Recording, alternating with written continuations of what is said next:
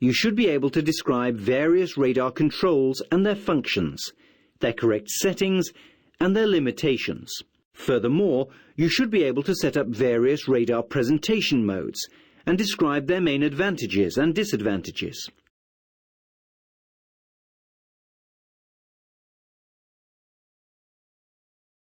It cannot be stressed enough the importance of setting up and maintaining an optimal radar picture at all times, during the various operations and weather conditions. Several court decisions have confirmed that it is the navigator's responsibility to utilize the radar to its maximum performance at all times. All navigators, as soon as possible, should familiarize themselves with their radar and all the radar controls. The navigator should use the radar in conditions of good visibility in order to familiarize himself with the performance of the radar and to actually see the effect of the various functions and features provided. This will hopefully help him or her to build confidence in the radar, and this can prove vital during navigation and traffic surveillance in periods with reduced visibility. Click on the buttons on the radar display to learn about the most common functions and controls found on a modern commercial marine radar. Please note that this information is without narration.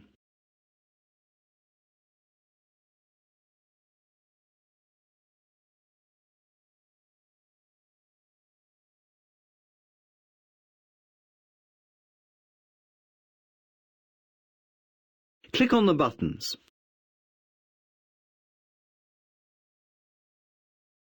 Many factors may influence a navigator's choice of radar presentation. Availability of equipment and own experience will naturally be deciding factors. But it is important that the navigator decides what initial information is important and will be used, because the main fundamental difference is the trails emanating from the targets. The display selected will decide the type of trails of the targets. True motion gives true trails and an indication of the target's true courses and speeds. In other words, a bird's eye view. Relative motion will give relative trails and therefore an immediate indication of collision risk or the closest point of approach. Otherwise, the picture looks the same, and both give correct range and bearings information. Relative motion is the motion shown by a target ship which combines the course and speed of own ship with the course and speed of the target, and shows own ship as a stationary ship at the center of rotation of the trace. Sounds a bit complicated, doesn't it? Let's put it another way. Relative motion is a combination of course and speed of both own ship and target ship, but shown on the screen as the motion of the target ship alone.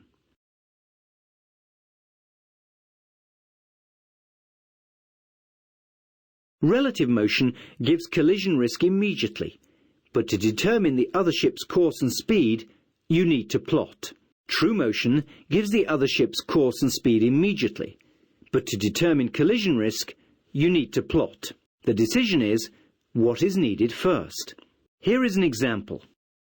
A navigator on a ship equipped with a modern radar is operating in an area with dense traffic and has set the display to true motion presentation to provide a bird's eye view, in order to have an overall appreciation of the various ship movements and avoid additional problems of only relative motion trails. The reason for this is that the true motion presentation could be considered to be the best choice for some experienced watchkeepers under such conditions. Most navigators who use their equipment correctly will soon obtain the needed experience to choose the presentation that provides the simplest and most accurate information at any time. The true motion display may be presented in two different ways. Moving origin, where own ship moves across the screen with own course and speed and requires to be recentered frequently. The view ahead also will be continually reducing as the center moves across the screen. Fixed origin, where the internal computer allows the center of rotation, that is your own ship, to remain stationary, but still provides the target trails to indicate the true path of the target ships. This obviously does not require recentering, making it easier to use, but is only available with a raster scan display.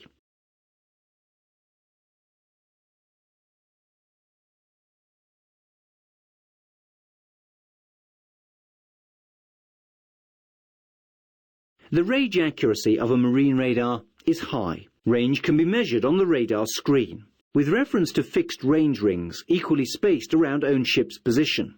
These are more accurate than the variable range ring, but need interpolation when the target is between lines. For more convenient measurement of range, the radar provides a variable range ring, which can be positioned to any position on the screen. The variable range ring should be regularly checked for accuracy against the fixed range rings, which are normally more stable. The ring should be positioned onto the inner edge of the spot to avoid any pulse length distortion.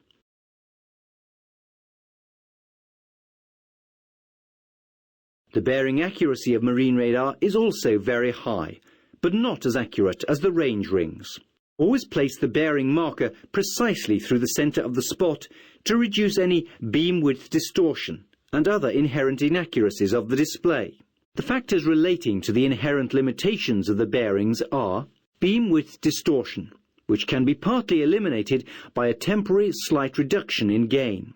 Any error in the azimuth of the heading marker, which should be continually cross-referenced to the gyro course and to the visual scene. A target dead ahead appears on the radar display precisely under the heading marker line. Errors due to rapid yawing of own ship and the speed of rotation of the scanner. With an unstabilized display, the yawing could create major difficulties, making this type of display very dangerous. However, with a gyro-stabilized display, the yawing is shown by the movement of the heading marker only, and not the whole picture. The speed of updating of the gyro repeater should be very rapid. Always use the electronic bearing line and its own digital readout, never the old-fashioned and far less accurate parallel cursor on the surface of the screen, or the compass scale around the screen perimeter, or both.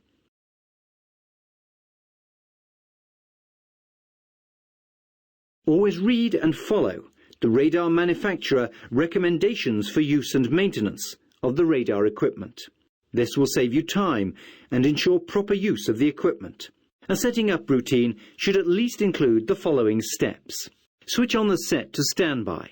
Make sure all the controls are turned down or switched off. When ready, switch from standby to on.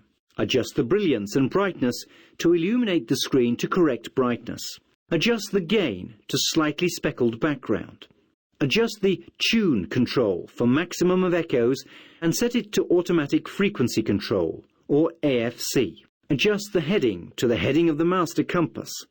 Remember to determine any errors and remove or allow for them. Select the desired display mode. Adjust the sea and rain anti-clutter controls to correct settings, but never apply when not needed or apply too much. Never remove all sea clutter returns, as you may be removing faint echoes. Set other controls to suit use and environment.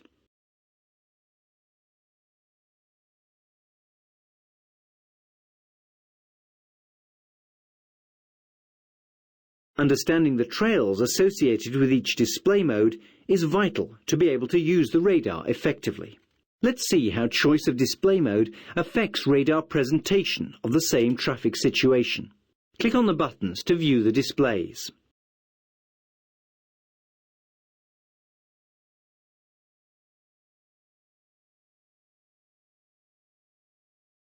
The traffic situation is as follows. Ship A has stopped. Ship B is on a collision course with us. Ship C has the same course and speed as us. Ship D has the opposite course to us and same speed as us. Ship E is overtaking us.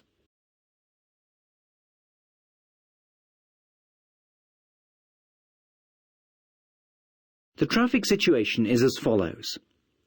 Ship A has stopped. Ship B is on a collision course with us. Ship C has the same course and speed as us. Ship D has the opposite course to us and same speed as us. Ship E is overtaking us.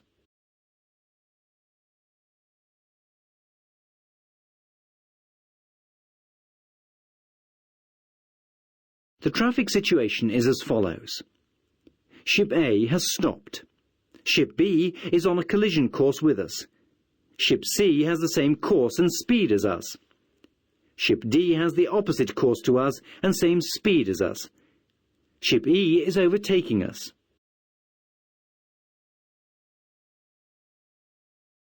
You should be familiar with IMO Resolution A477 performance standards for radar equipment. You are expected, as a certified radar operator, to have a good knowledge of the IMO requirement for marine radar.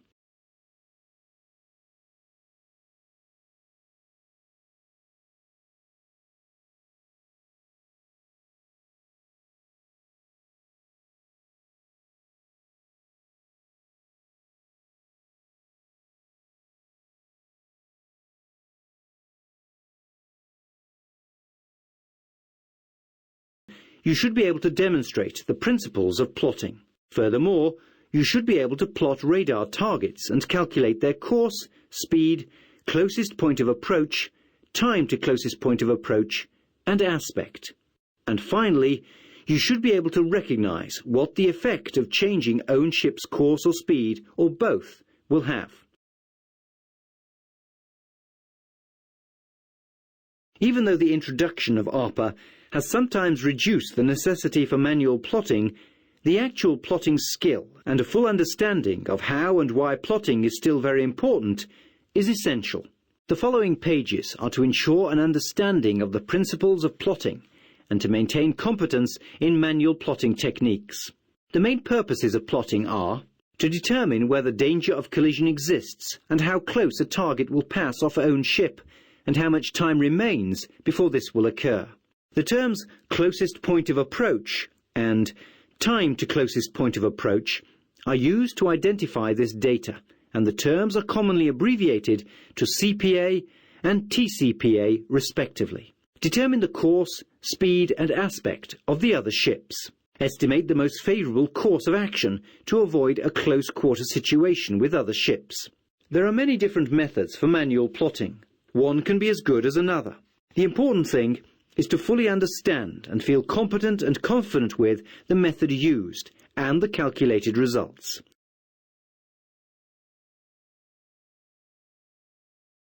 Relative motion is the resultant motion of targets on the relative motion display, where own ship appears fixed, and the apparent target's motion is the combined effects of its own course and speed and the course and speed of own ship. Relative motion provides an immediate indication of collision risk, and if the trail is directly towards own ship, it is indicating that the bearing is not changing and a risk of collision exists.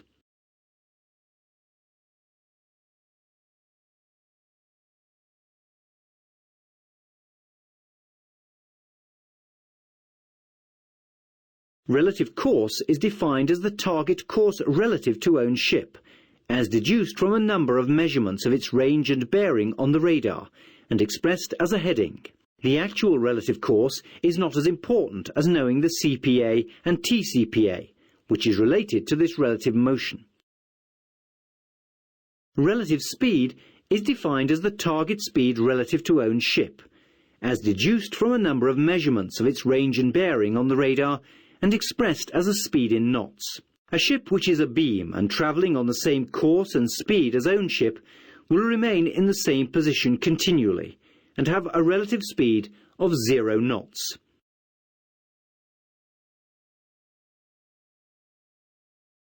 It is important to fully understand the meaning of the target's aspect. It can be defined as the angle between target ship's heading and its bearing to own ship, and normally referenced to the amount of side light visible, i.e. ship on the port bow has an aspect of red 40 degrees. Aspect is measured from dead ahead to 180 degrees on either side of the target ship.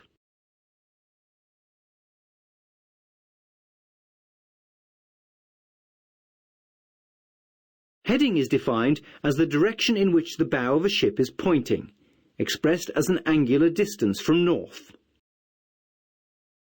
A relative bearing is a bearing taken with own ship's fore and aft line as reference, and normally expressed as red or green and a number of degrees. When in congested water, it can be useful to know where a ship is relative to own ship's head and where to look out of the wheelhouse windows. If the relative or true bearing of an approaching target remains the same over time, collision risk exists. A true bearing is a bearing taken with a gyro compass and with reference to geographic north. True bearings must be used for all position fixing onto a chart.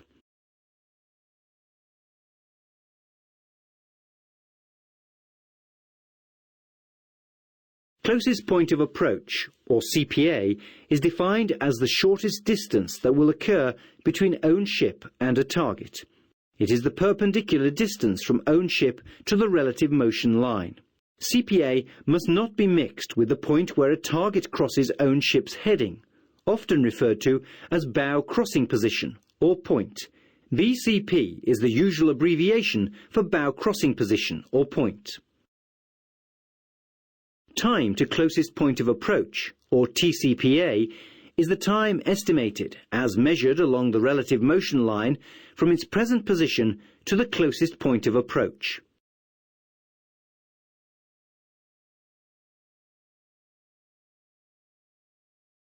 Click on the buttons to learn about the plotting triangle. The plotting triangle is the basis for all radar plotting. In this example, we will demonstrate how to create a plotting triangle step by step. It's common to use a plotting interval of 6 minutes, since this gives us a convenient scale for the speed vectors. For purposes of this example, our own ship's course is 0 degrees, her speed is 10 knots, and the radar is in relative mode. Start with drawing a vector in the center of the plotting sheet representing own ship's course and speed. On the radar, which, as previously mentioned, is in relative mode, we observe an echo in bearing 040 degrees at range 8 nautical miles. Plot the observation on the plotting sheet and call it O. Draw own ship's course and speed vector so that the vector ends in O and call its starting point W. The line joining W and O forms the first side in the plotting triangle and represents 6 minutes of own ship's motion. After 6 minutes, we make another observation. On the radar, the target echo is in bearing 020 degrees at range 6 nautical miles. Plot the observation on the plotting sheet and call it A. The target echo has moved from O to A in 6 minutes.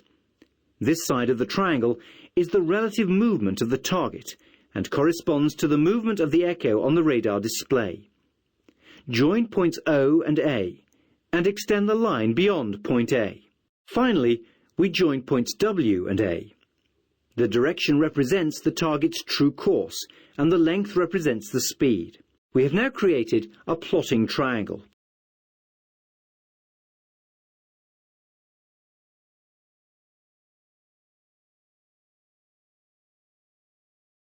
When navigating in the vicinity of other ships, a watchkeeper must assess all other ships' movements and plan any necessary avoiding actions. The navigator must only take action after full appraisal of the situation, and not act on scanty information, and should take appropriate action to change the plotting triangle in such a way that he gets the desired CPA. The side OW, or way of own ship, is the only side the navigator can control directly by changing own ship's course or speed, or both. When the OW line is changed, the side OA will then change length or direction, or both. The only side the navigator cannot do anything about is WA, or way of another ship, which represents the other ship's true motion. It is essential to put arrows on the sides of the triangle to indicate directions. Remember that the arrows on the WO side and the WA side shall always be aimed away from W. On the OA side, the arrow shall aim from O to A, and is normally shown as an arrow with a circle round it.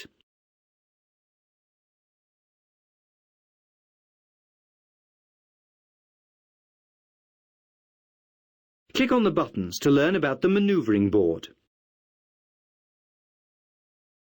Plotting can be achieved by various means. Modern ARPA radars do the plotting automatically, while older radars with cathode ray tube displays may have a special reflection plotter that can be placed on top of the PPI. Another possibility is to use special plotting sheets, or to use any sheet of paper. Plotting can be done with north up or head up on the paper, regardless of selected radar presentation. But it's always advantageous to plot north up and true bearings and ranges.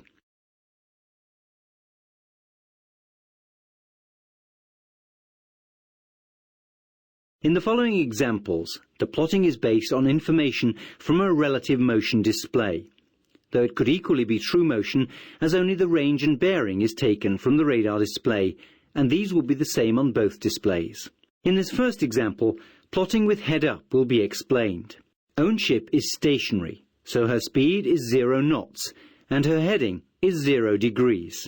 An echo is observed in bearing 040 degrees at range of 4 nautical miles. The position is identified as O. 6 minutes later, the same echo is observed in bearing 030 degrees at range of 3 nautical miles. The position is identified as A.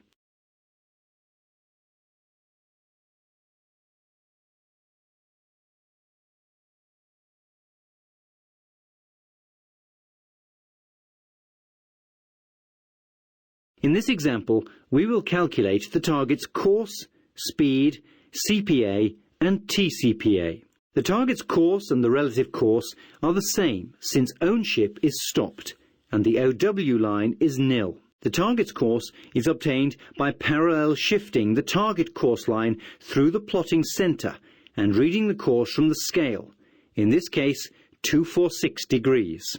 The target speed is obtained by measuring the distance between O and A, which in this case is 1.5 nautical miles in 6 minutes, i.e. the target speed is 15 knots.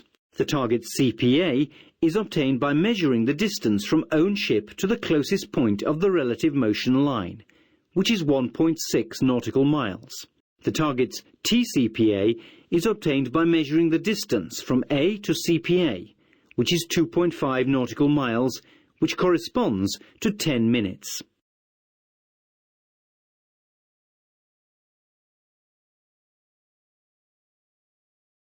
In this plotting example, own ship's head up is used as reference, though this is not the easiest method. Let's use the following parameters for plotting. Own ship's speed is 19 knots. Own ship's true course is 087 degrees. Time 0 minutes echo in relative bearing starboard 035 degrees, range 7.7 nautical miles. Time 06 minutes echo in relative bearing starboard 032 degrees, range 5.4 nautical miles. Normally, 3 ranges and bearings are taken to avoid the possibilities of errors. Plot the observations and call the first observation O and the last A. Draw the relative course line and extend this beyond the centre of the plot. The relative course line clearly shows that the relative bearing is gradually drawing ahead and that the range is decreasing. CPA will be 0.8 nautical miles to port. By marking off the relative distance, OA, on the projected relative track, you can estimate the target's position at 12 minutes, 18 minutes, and so on, and that TCPA is 20 minutes. Since CPA is small, plotting must continue until the situation is cleared. From O, draw own ship's reciprocal course, which in this example is 180 degrees, and mark the distance travelled by own ship in 6 minutes, i.e. 1.9 nautical miles from point O, and you get point W. Join points W and A, and for the purpose of this example, extend the line to point S. The target's true course equals own ship's true course plus the direction of WA on the plot or course. 087 degrees plus 278 degrees is 005 degrees. The target's true speed is section WA times 10, which is 15 knots.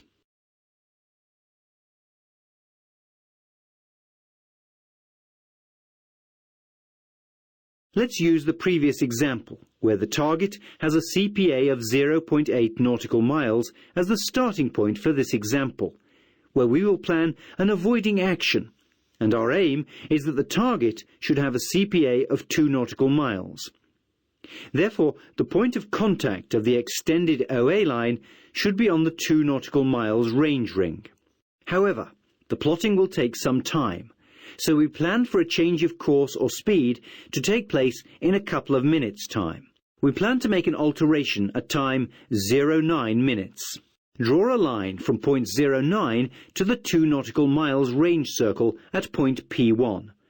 This is the desired new relative course for the target. Draw a dashed line parallel to the new relative course for the target through point A and backwards. Take a pair of compasses and place the pivot leg at point W and the pencil leg at point O.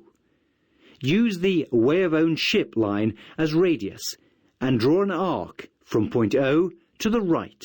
Mark the position where the arc intersects the dashed line and call this point X. Your new course is the direction from point W to point X. Therefore, change course to starboard to new course 117 degrees.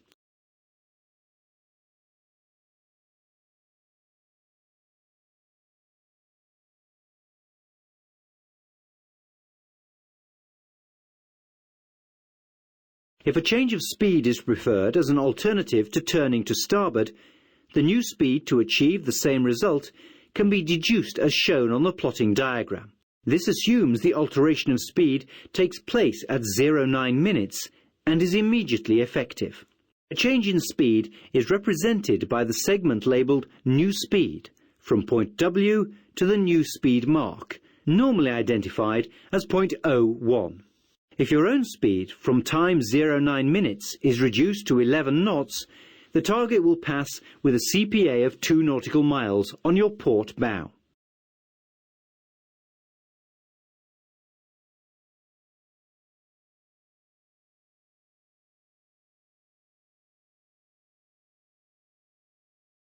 A major disadvantage with head-up plotting is that since we plot starboard angles, the target echo will jump to a new position on the plot if your own ship changes course.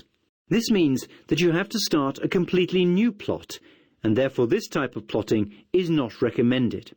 The target echo jumps from point A1 to point A2 when you turn 030 degrees to starboard at time 09 minutes.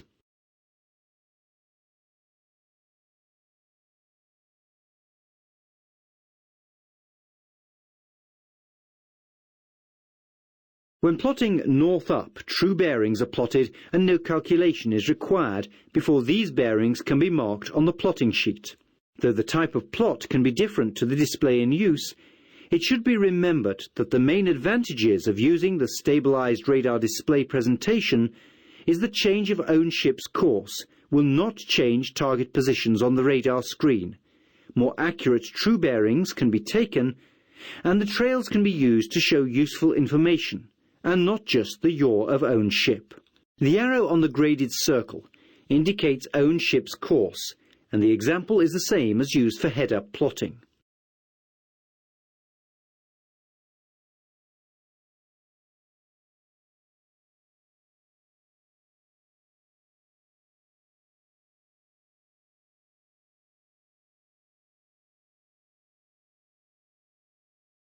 In relative motion, the centre of the plot is own ship. It stays stationary, and all bearings and ranges are measured from this fixed point. The relative motion line gives CPA immediately. A relative plot starts with the relative motion line and deduces the other ship's course and speed.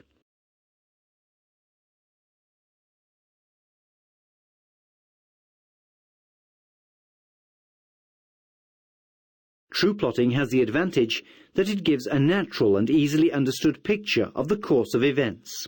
True plotting can be done directly onto a plain sheet of paper with a protractor or on the chart if the scale is large enough to give a clear picture. However, true plotting does not provide immediate CPA.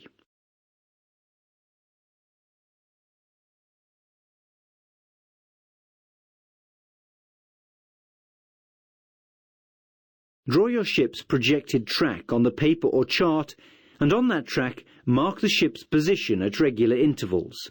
Own ship's course is 010 degrees, and its speed is 8 knots. The following observations are made. Time 1 hour, bearing 065, range 7.9 nautical miles.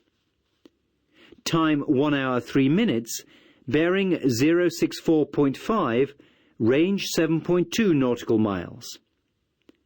Time 1 hour 6 minutes, bearing 064, range 6.5 nautical miles.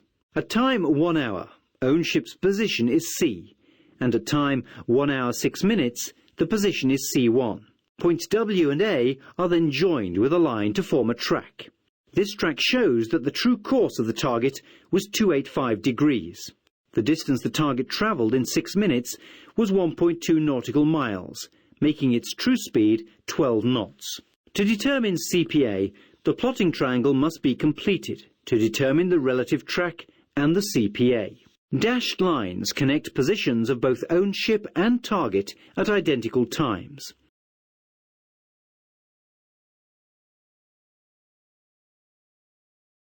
The necessity for plotting in reduced visibility and severely congested seas has created the need to provide a tool for automatic plotting.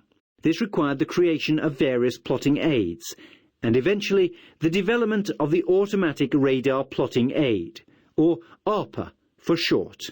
IMO has at last succeeded in making automatic radar plotting systems compulsory on all ships above 10,000 tons. This is a big step forward in making traffic observation by radar in reduced visibility much easier and safer. Heavy traffic can make manual plotting almost impossible, and the development of the ARPA has provided a much-needed method of automatic plotting and consequently safer navigation in congested waters.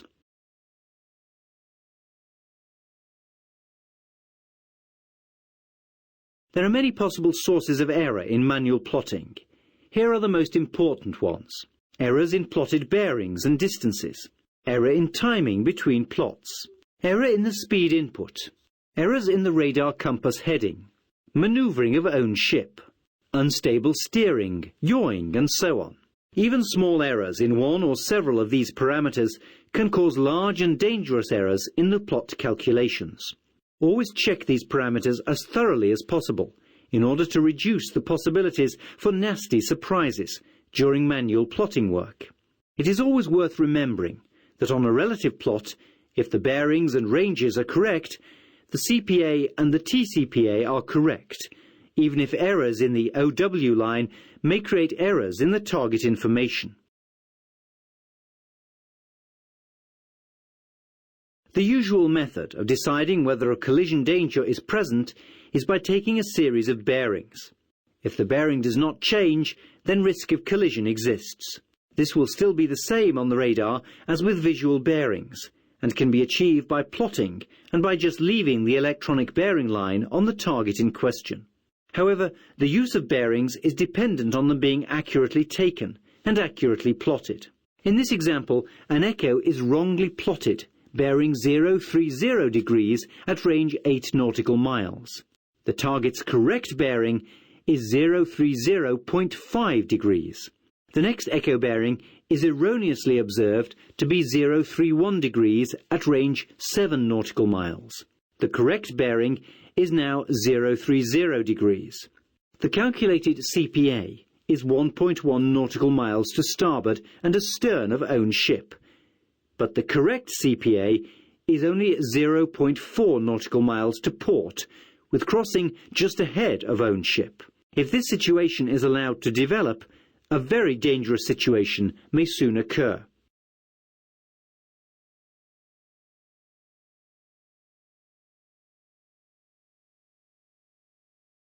An error in distance measurement, as in bearing error, can produce grave results when judging the traffic situation.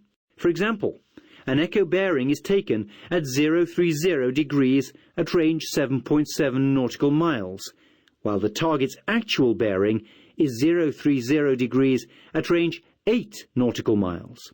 The next bearing of the target is taken at 031 degrees at range 7 nautical miles, while actual range is now 6.9 nautical miles.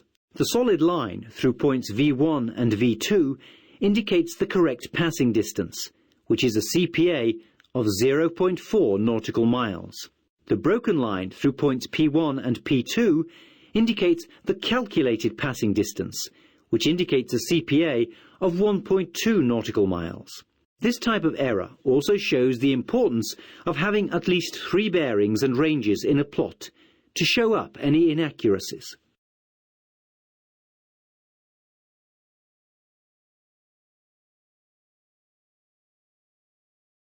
To perform manual plotting quickly and accurately requires considerable practice, and with ARPA the practical skill of plotting is reduced, while understanding the principles and limitations of plotting remain just as important as ever before in the history of radar. Other factors which may affect manual plotting and which can make manual plotting difficult: using an unstabilized display, maneuvering of own ship, extremely rough weather conditions.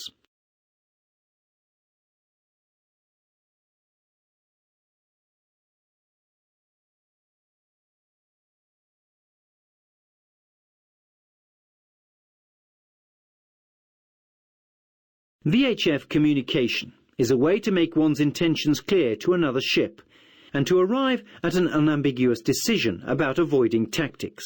It can also be used for broadcasting a general information report to ships in the vicinity, particularly with ships using the AIS system. Such a report could state the time, position, course, speed and maneuvers to be carried out. Though the use of VHF is widely employed in piloted waters, its use in open waters for collision avoidance is very limited and can be dangerous in reduced visibility, where there may be confusion about the identity of other ships in the vicinity. In the days of AIS, it is less dangerous, but should be used with great care. Only agree intended actions with ships whose identity is clearly established, and never totally rely on this agreed action, but continue to comply with the collision